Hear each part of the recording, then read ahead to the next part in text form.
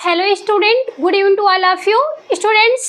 आप सबको पता है कि हम सभी क्या कर रहे हैं कि एक्सटेंशन एजुकेशन अपने सब्जेक्ट के लिए जो हम प्रिपरेशन कर रहे हैं अपने TST, PhD, net, JRF, DSSB, RPSC, state और बीपीएससी जो बिहार तैयारी 4 का है, इन सभी के लिए हम अपना एक शॉर्ट नोट्स तैयार कर रहे थे। 5 ब्रांच की शुरुआत की थी हमने, तो जिसमें से एक्सटेंशन एजुकेशन चल रहा है। तो एक्सटेंशन एजुकेशन जो है अपना, इसमें से हमने पिछले सारी क्लासेस को कवर कर लिया है और प्रेजेंट टाइम में हम सभी अपने कुछ महत्वपूर्ण जो संस्थाएं हैं वो बच्चों के, माताओं के, लोगों के स्वास्थ्य को ध्यान में रखते हुए जो भी संस्थाएं बनाई गई हैं उनकी स्थापना कब हुई, उनका मुख्यालय कहाँ है, यानी कि इतने इम्पोर्टेंट जो पॉइंट हैं एग्ज़ाम में आते हैं वो सभी पॉइंट पे हम डिस्कस कर रहे हैं।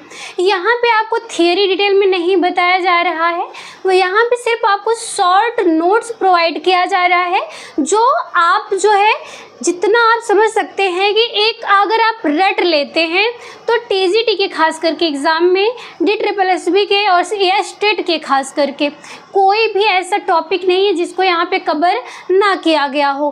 पीजीटी का जो आपका सिलेबस है इसमें भी ये सारे क्वेश्चंस पुटअप किए जाते हैं, लेकिन उसमें जो है थोड़ा डिफरेंट देखने को मिलता है कि उसमें ज़्यादातर पोर्शन जो है आपका वो फिजियोलॉजी से पूछा जाता है।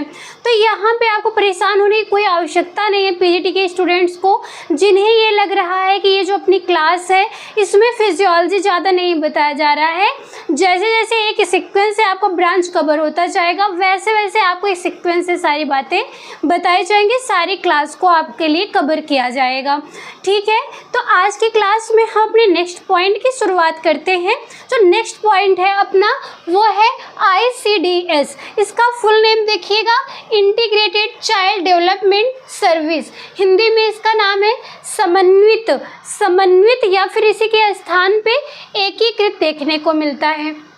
समन्वित या एकीकृत बाल विकास योजना, यानी कि जो अपना चाइल्ड है उनके स्वास्थ्य के लिए, देखरेख के लिए एक संस्था वर्क कर रही है, उनके पोषण को, उनके स्वास्थ्य को, टीकाकरण को, इन सारे पोर्शन पे वो ध्यान दे रही है, सभी बिंदुओं पर ध्यान दे रही है। देखिएगा इसे अन्य नाम में आंगनबाड़ी सेवा योजना के नाम से भी जाना जाता है। यहाँ पे आपको जो वर्ड देखने को मिलेगा उसमें आप कन्फ्यूजन नहीं होंगे, चाहे वहाँ पे समन्वित बाल विकास योजना लिखा हो या फिर एकीकृत बाल विकास योजना, या फिर इसके साथ ही साथ अन्य नामों में आंगनबाड़ी सेवा योजना भी आपको देखने को मिल सकता है। तो एक एक पॉइंट को आप नोट करते जाइए और समझते जाइएगा। देखिएगा अगर हम ICDS के स्थापना दिवस की बात करें, स्थापना इसकी कब हुई थी तो 2 अक्टूबर सन 1975 में किसकी स्थापना हुई? ICDS संस्था की स्थापना की गई। मुख्यालय कहाँ पे है इसका? दिल्ली में। आज सबको ये बताया गया इंडिया की कोई संस्था है तो उसके ज़्यादा करके खास करके आपको जो संस्था देखने को मिल रही है कहाँ पे? दिल्ली में। बार बार ये बात आपको क्यों बताया जा रहा है? जिससे कि आप जो है कन्फ्यूज़न ना हो आपको।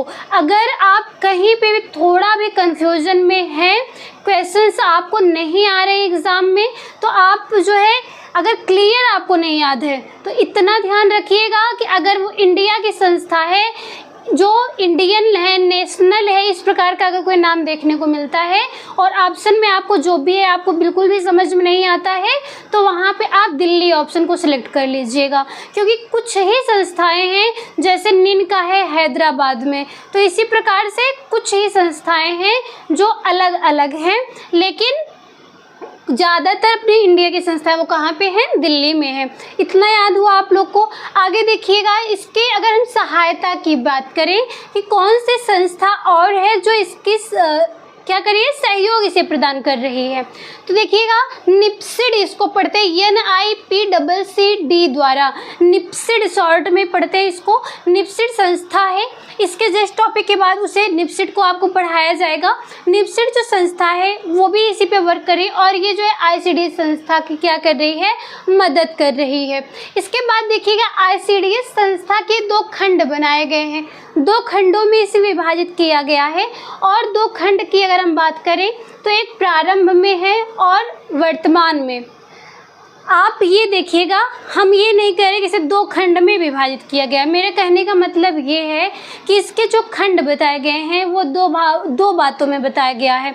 एक, जब इस संस्था की स्थापना हुई उस समय इसके कितने खंड थे, कितने विभाग थे, और वर्तमान में इसके कितने विभाग हैं, ये 2 बातें आप याद रखिएगा। प्रारंभ में जब इस संस्था की स्थापना हुई 33 खंड बनाए गए थे और वर्तमान में इसके 2000 खंड बनाए गए हैं।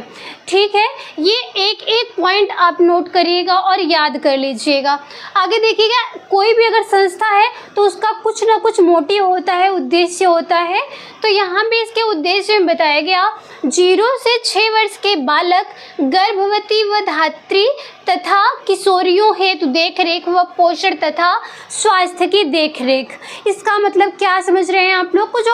जो अपना संस्था है आईसीडीएस संस्था जो है वो बच्चे का जब जन्म होता है 0 से लेकर के 6 वर्ष तक के बच्चों के लिए, बालकों के लिए, और गर्भवती तथा धात्री महिला। गर्भवती महिला आप समझ रहे हैं जब बच्चे के जो है निषेचन से लेकर प्रसव के दौरान की जो अवस्था है वो गर्भावस्था कहलाती है, गर्भवती महिला कहलाती है इस स्टेज में। लेकिन बच्चे के जन्म के बाद यानी कि प्रसव काल के पश्चात जब बच्चे का जन्म हो जाता है, माँ जो है वो बच्चे को स्तनपान कराना प्रारंभ कर देती है। तब से लेकर के खास करके 6 महीने तक की जो अवस्था है वो धात्री महिला की अवस्था कहलाती है, जो माता उस बच्चे को स्तनपान करवा रही है। कभी कभी ये भी देखने को मिलता है कि माता की मृत्यु हो जाती है तो माता की मृत्यु के पश्चात जो है बच्चे के लिए स्तनपान कोई अन्य महिला करती है, उसका पालन पोषण अन्य महिला के द्वारा किया जा रहा है। और पालन पोषण के अतिरिक्त अगर वो स्तनपान भी करा रही बच्चों को तो वो धात्री महिला कहलाती है। और अगर अपनी जो बच्चे की माता है अगर वही स्तनपान करवा रही है, वो जीवित है, तो वो भी स्तनपान करवा रही है तो वो भी क्या कहलाएगी? धात्री अवस्था की महिला ही कहलाएगी। इतना समझ में आया आप लोग को? बस इतना ध्यान रखिएगा कि जो महिला बच्चे को स्तनपान करा रही है, दुग्धपान करा रही है, वो धात्री माता या धात्री महिला ही कहलाएगी। तो 0 से 6 वर्ष के बालक की देखरेख, गर्भवती व धात्री महिला की देखरेख तथा किशोरियों के लिए, किशोरियों को यानी कि 16 वर्ष तक की जो लड़कियां हैं उनके लिए, और इसके साथ ही साथ देखिएगा पोषण, इन सब के स्वास्थ्य की भी देखरेख कर रही है संस्था और उनके पोषण पर भी ध्यान दे रही है। इतना समझ में आया आप लोग को? एग्जाम में आपसे क्वेश्चन पुटअप किया जाता है कि जो आईसीडीएस संस्था है वो कितने वर्ष से कितने वर्ष के बालकों की देखरेख करता है। तो ऑप्शन में आपको उम्र के हिसाब से ज़्यादातर क्वेश्चन देखने को मिलते हैं। तो यहाँ पे आप 0 से लेकर के 6 वर्ष तक के ऑप्शन को सिलेक्ट करेंगे। ठीक है, आगे देखिएगा, मातृ व शिशु मृत्यु दर घटाना। ये जो आईसीडीएस संस्था है जब ये पूरी तरह से बच्चे के लिए और माता के लिए, दोनों के लिए स्वास्थ्य और पोषण दोनों की देख रेख कर रही है अगर संस्था, तो उसका यही रिस्पॉन्स मिलता है कि अगर पोषण अच्छे से मिल रहा है, स्वास्थ्य की देखरेख उचित प्रकार से बच्चे की और माता की हो रही है, तो मातृ मृत्यु दर और शिशु मृत्यु दर वैसे भी ही घट जाएगी। क्योंकि जब जो है बच्चा और माता दोनों स्वस्थ होंगे तो मृत्यु में उतनी शंका नहीं होती है। इतना समझ में आया आप लोगों को? अगला पॉइंट है आंगनवाड़ी कार्यक्रम की शुरुआत पूछा जाता है। जो ये आईसीडीएस संस्था है, यहाँ पे अगर आंगनवाड़ी सेवा योजना आपको देखने को मिलता है तो समझ जाइएगा आपकी ये आईसीडीएस के बारे में पूछा जा रहा है। कभी कभी जो है आपसे सिर्फ आईसीडीएस की स्थापना पूछता है तो 2 अक्टूबर 1975 आप सिलेक्ट करेंगे। लेकिन अगर वहीं पे आंगनबाड़ी कार्यक्रम जो गांव में चलाया जा रहा है उनके लिए अगर बात की जाए, उनकी शुरुआत अगर पूछी जाए कार्यक्रम की, तो आप उसमें भी 2 अक्टूबर 1975 ही सेलेक्ट करेंगे। और ये भी पूछा जा सकता है कि ये जो आंगनबाड़ी कार्यक्रम है ये किस संस्था के अंतर्गत कार्य करती हैं, किस संस्था का अंग है, तो वहाँ पे आप आईसीडीएस संस्था को सिलेक्ट करेंगे। इतना समझ में आया आप लोगों को? अगर किसी भी पॉइंट में कोई भी समस्या हो तो आप कमेंट बॉक्स में अवश्य लिखिए, क्योंकि आपका फीडबैक हमारे लिए बहुत ही इम्पॉर्टेंट होता है। किसी भी पॉइंट में अगर मैं समझाने में सक्षम नहीं हो पा रही हूँ आप लोगों को, तो आप उसे बेझिझक आप इस बात को कमेंट बॉक्स में लिख सकते हैं। अगर कोई भी टीचर पढ़ा रहा है तो उसके लिए फीडबैक आवश्यक होता है। अगर टीचर को अपनी कमियां जो है पता चलेंगी तब वो सुधार करके आपको थोड़ा और भी बेहतर ढंग से समझाने का पूरी तरह से प्रयास करता है। ठीक है, अब हम अगले पॉइंट की बात करते हैं। इसमें देखिएगा, जो अपनी आईसीडीएस संस्था है, आईसीडीएस संस्था की कुछ जो है कार्य क्षेत्र बताए गए हैं। कार्य क्षेत्र का मतलब है कि ये संस्था जो है कितने क्षेत्रों में कार्य कर रही है। तो यहाँ देखिएगा, सबसे पहले प्रशिक्षण विशेषज्ञ सुविधा, यानी कि प्रशिक्षण का कार्य कर रही है। और किसके द्वारा? जो विशेषज्ञ हैं। किसके विशेषज्ञ हैं? अगर यहाँ पे बच्चों की देखरेख की बात की जा रही, गर्भवती व धात्री महिला के स्वास्थ्य व पोषण की देखभाल की जा रही है, तो इसके साथ ही साथ विभिन्न प्रकार के जो प्रसार कार्यकर्ता होते हैं, प्रसार शिक्षा में आप इस टॉपिक को पढ़ ही रहे हैं, लोगों को जागरूक कर ही रहे हैं, तो इसमें ये भी बताया जाता है कि जो आंगनबाड़ी की कार्यकर्त्री होती है, कार्यकर्त्री का मतलब होता है कि कोई महिला उस कार्य को कर रही है, तो कार्यकर्त्री कहलाती है। और अगर वहाँ पे पुरुष कार्य को कर रहा है तो पुरुष जो है वो कार्यकर्ता कहलाता है। कार्यकर्ता और कार्यकर्त्री में आप डिफरेंट इतना याद रखिए। कहीं कार्यकर्त्री लिखा है तो आप उसे गलत ना समझिएगा। ठीक है, देखिएगा यहाँ पे जो कार्यकर्त्री है, जो आंगनबाड़ी की सहायिका है, ये सारे पोस्ट पे जो लोग हैं वो लोग क्या करते हैं कि जो गांव की महिलाएं हैं उनको जागरूक कर रहे हैं, उनको शिक्षा दे रहे हैं, प्रशिक्षण दे रहे हैं, सिखाने का कार्य कर रहे हैं। और किसके द्वारा? विभिन्न प्रकार के विशेषज्ञों की सुविधा उन्हें प्रोवाइड की जाती है। इसके बाद देखिएगा, ये जो आईसीडीएस संस्था है वो टीकाकरण का भी कार्य कर रही है।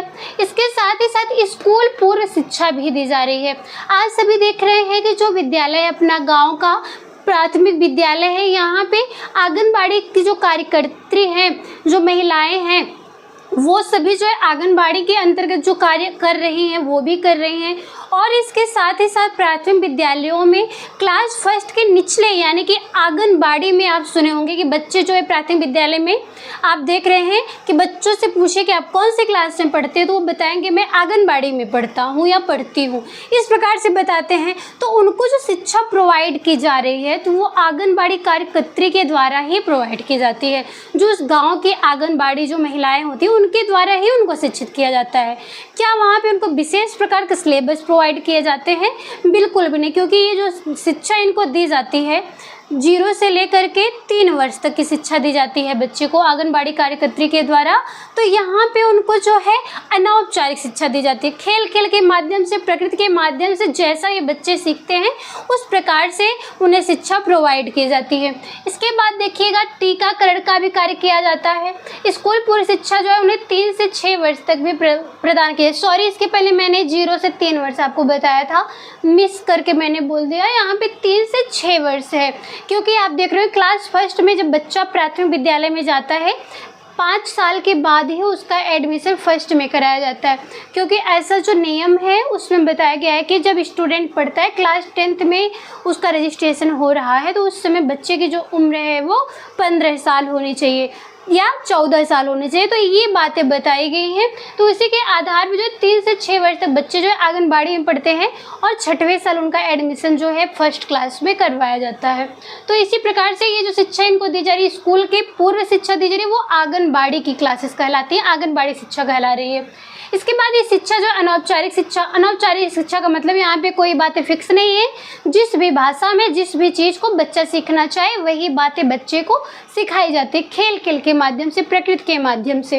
आगे देखिएगा, पूरक आहार, पोषण व स्वास्थ्य शिक्षा, यानी कि ये जो आईसीडीएस संस्था है वो पूरक आहार पर कार्य कर रही है। आप देख रहे हैं कि जो बच्चे के लिए पोषण मिलता है उनको सरकार की जो योजनाएं हैं उनके द्वारा, तो वहाँ पे जो बच्चे को आहार दिया जाता है वो पूरक आहार के अंतर्गत आता है, जिसमें सभी प्रकार के जो है पोषक तत्व उनके विकास को ध्यान में रखते हुए उसमें मिलाए गए होते हैं, जो बच्चे के स्वास्थ्य के लिए बहुत ही उपयोगी होता है। तो पूरक आहार के लिए, पोषण के लिए और उनके स्वास्थ्य की शिक्षा के लिए ये आईसीडीएस संस्था जो है वो वर्क करती है। आगे देखिएगा, ये जो अपना टीकाकरण का कार्य आईसीडीएस संस्था कर रही है, ये टीकाकरण कितने रोगों के लिए कर रही है? ये टीकाकरण कितने रोग के लिए किया जा रहा है? देखिएगा यहाँ पे 6 प्रकार के रोग बताए गए हैं जो आईसीडीएस संस्था के द्वारा ये टीकाकरण बच्चों को प्रोवाइड किया जाता है। देखिए सबसे पहले डिप्थीरिया है। डिप्थीरिया को ही गलघोटू या गला घोटू भी कहा जाता है। काली खांसी है, टिटेनस है, पोलियो, खसरा और इसके साथ ही साथ तपेदिक या फिर इसी को क्षय रोग या फिर इसी को टीबी भी कहते हैं। टीबी का फुल नेम क्या? देखने वाली टीबी की बात यहाँ पे नहीं की जा रही, यहाँ पे ट्यूबरकुलोसिस की बात की जा रही है, जो आप जो है रोग के रूप में सुने वही जो टीका बच्चे को बचपन में ही दे दिया जा रहा है। अब आगे देखिएगा, आपसे आईसीडीएस संस्था के बारे में जब क्वेश्चंस पुटअप किया जाता है तो वहाँ पे आपको इसका स्टेज भी पूछा जा सकता है कि इसके कितने भाग होते हैं, कितने स्तर पर इसमें जो है लोगों को फिक्स किया जाता है अपने कार्य की देखरेख करने के लिए, कितने पद होते हैं ये भी पूछा जा सकता है। या फिर ये 5 जो बताए गए हैं आपको आईसीडीएस के का क्रम बताया गया है ना यहाँ पे, तो इसे आगे पीछे करके भी दिया जाता है। इसे आपको आरोही क्रम यानी कि बढ़ते क्रम में या फिर अवरोही यानी कि घटते क्रम में, छोटे से बड़े और बड़े से छोटे के रूप में भी आपको ये करने के लिए क्वेश्चंस दिया जाता है। तो आप इसको सीक्वेंस से पहले लिख लीजिए और समझ लीजिएगा। आईसीडीएस का ये जो क्रम बताया गया आपको छोटे से बड़े की तरफ बताया गया है।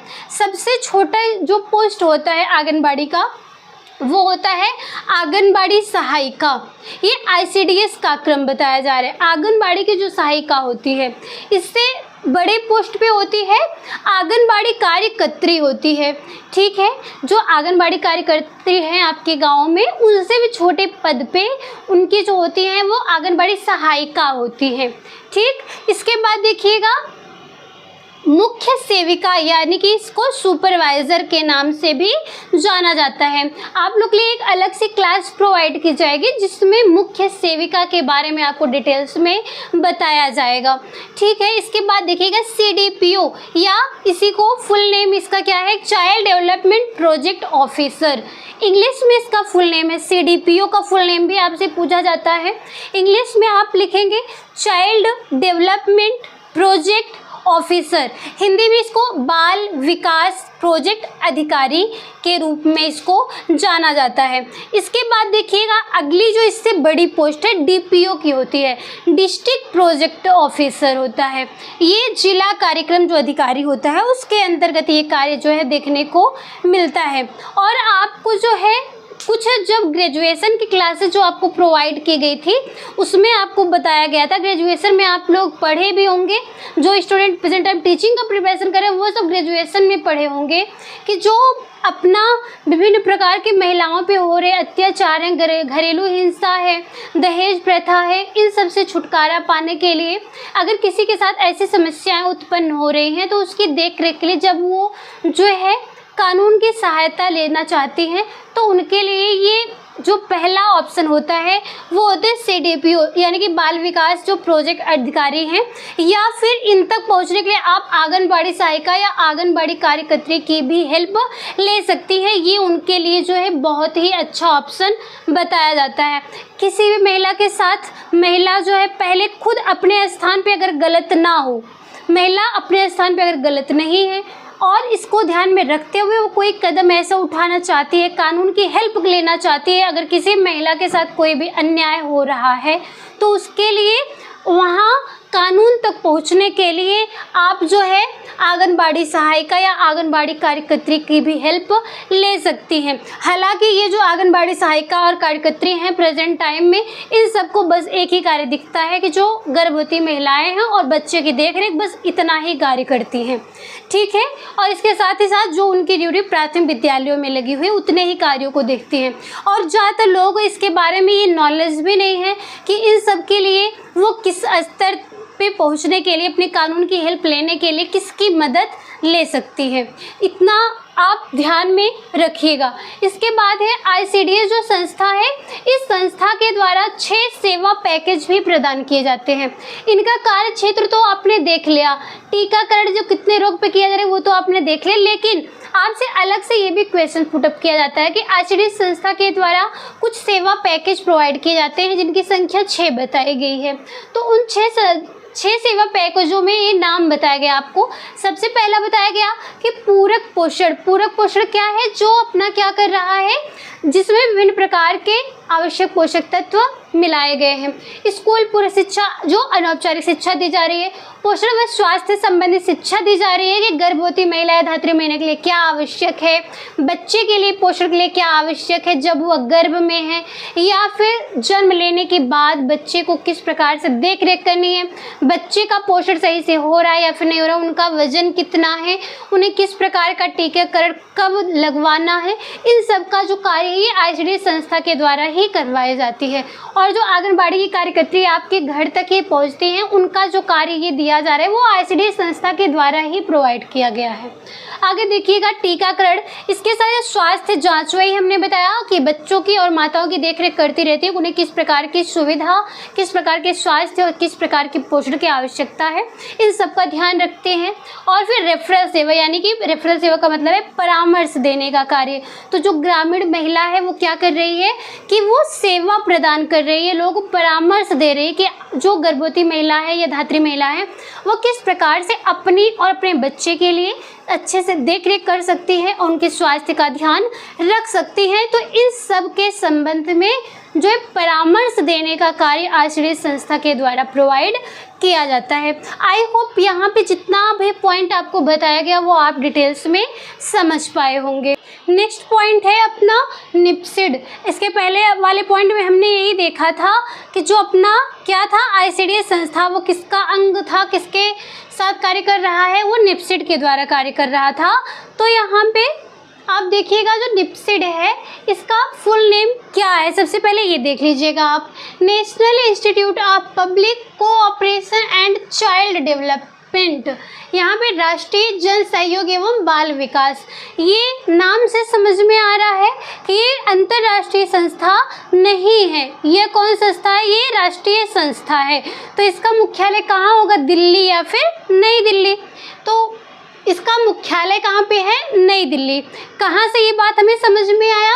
ये इसी ऑप्शन से ही हमें समझ में आया, नाम से ही समझ में आ रहा है कि ये नेशनल संस्था है, राष्ट्रीय संस्था है। तो इसका मुख्यालय नई दिल्ली। स्थापना इसका कब हुआ? 4 जुलाई सन 1975 में निप्सिड की स्थापना की गई थी। एक एक पॉइंट को ध्यान से समझिएगा। संचालन इसका किया गया महिला व बाल विकास विभाग के द्वारा। अंग किसका है? यह निप्सिड किसका अंग है? मानव संसाधन विकास मंत्रालय, यानी कि यह जो संस्था है निप्सिड ये मानव संसाधन विकास मंत्रालय के अधीन जो है वर्क करता है। आगे देखिएगा जो निप्सिड संस्था है इसके कुछ जो प्रशासनिक ढांचे बताए गए, यानी कि कार्य करने के लिए कितने जो है स्टेप हैं, इसके कितने स्तर पाए जा रहे हैं। तो इसके मुख्य रूप से 6 ढांचे बताए गए हैं, जिसमें सबसे पहले बाल विकास प्रकोष्ठ, दूसरा महिला विकास प्रकोष्ठ, नियंत्रण एवं मूल्यांकन प्रकोष्ठ, जन सहयोग प्रकोष्ठ, सामान्य सेवा विभाग और फिर प्रशिक्षण विभाग। इतने इसके प्रकोष्ठ या विभाग जो है वो बताए गए हैं कि बच्चों के विकास के लिए, महिलाओं के लिए, नियंत्रण और मूल्यांकन के लिए, जन सहयोग के लिए यानी कि लोगों के हेल्प के लिए, सामान्य सेवा विभाग जो है लोगों के लिए जो सामान्य सेवाएं हैं, स्वास्थ्य से संबंधित, पोषण से संबंधित। इसके साथ साथ प्रशिक्षण का भी विभाग बनाया गया है लोगों को प्रशिक्षित करने के लिए। इतना समझ में आया आप लोग को? आप एक बात ध्यान रखिएगा कि इसके प्रशासनिक ढांचे को आप जो है अवश्य याद रखिएगा कि इसमें से 6 प्रशासनिक जो है ढांचे वो बताए गए हैं। अगर आपको जो 6 प्रशासनिक ढांचे जो है अगर याद होते हैं तो क्वेश्चन के बिहाव पे ये डिपेंड करता है कि ये जो आपका क्वेश्चन है उसका आंसर किस प्रकार का होगा। इतना समझे आप? आगे देखिएगा ये जो अपना निप्सिड संस्था है इसका कार्य क्या है। कार्य जो है इसके ढेर सारे बताए गए हैं। इसमें अगर इस सभी कार्य को आप याद रखते हैं तो इसके अनुसार जो है आप ऑप्शन में से सिलेक्ट कर सकते हैं।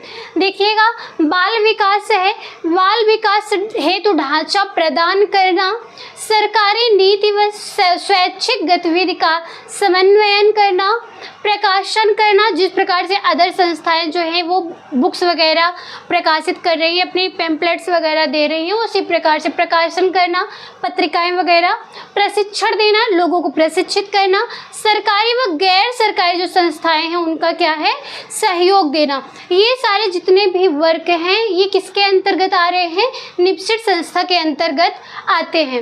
ये अगर ऑप्शन को आप अच्छे से याद रखते हैं तो ये सभी ऑप्शन अगर कोई भी इसमें से आपके क्वेश्चन में दिया जाता है, क्वेश्चन में से आप इसको आप सिलेक्ट कर सकते हैं ऑप्शन में। ठीक है, आगे देखिएगा, एक बहुत ही इम्पोर्टेंट पॉइंट है आपके लिए, वेरी वेरी इम्पोर्टेंट में रखिएगा।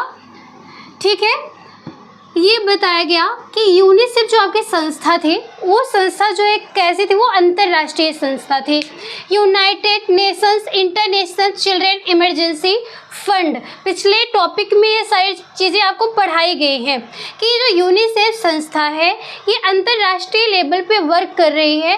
तो ये संस्था जो है अन्य संस्थाएं जो है इससे संबंधित जिनको ये क्या करती है, पुरस्कार भी वितरित करती है, प्रकाशन कर रही है, बच्चों की देखरेख का कार्य कर रही है। तो जो संस्थाएं अच्छे तरह से कार्य कर रही है तो उनको पुरस्कार भी दे रहा है। तो निपसित संस्था के वर्क को देखते हुए यूनिसेफ जो संस्था है ये 1975 में और 1978 में क्या किया, ये जो निपसित है, निपसित संस्था को मॉरिस पैटी मेमोरियल अवार्ड के द्वारा पुरस्कृत भी किया गया है। ये जो अवार्ड दिया गया मॉरिस पैटी मेमोरियल अवार्ड, इस नाम को आप जरूर याद रखिएगा। ये पूरा एक ही नाम है, मॉरिस पैटी मेमोरियल अवार्ड। ये जो है जो पुरस्कार है, अवार्ड है, यह यूनिसेफ संस्था के द्वारा 1975 व 78 के बीच जो वर्क था उसके अनुसार निपसित संस्था को ये अवार्ड प्रोवाइड किया गया। आई होप ये टॉपिक आप लोग को अच्छे से समझ में आ गया होगा। इस प्रकार से अगर किसी भी पॉइंट पे अगर कोई समस्या हो तो आप कमेंट बॉक्स में लिखिएगा, आपको उसका फीडबैक अवश्य मिलेगा। इसी प्रकार से अन्य क्लासेस देखने के लिए जुड़े रहिएगा हमारे साथ। मिलते हैं आप लोग से हम नेक्स्ट टॉपिक के साथ नेक्स्ट क्लास में, तब तक के लिए धन्यवाद।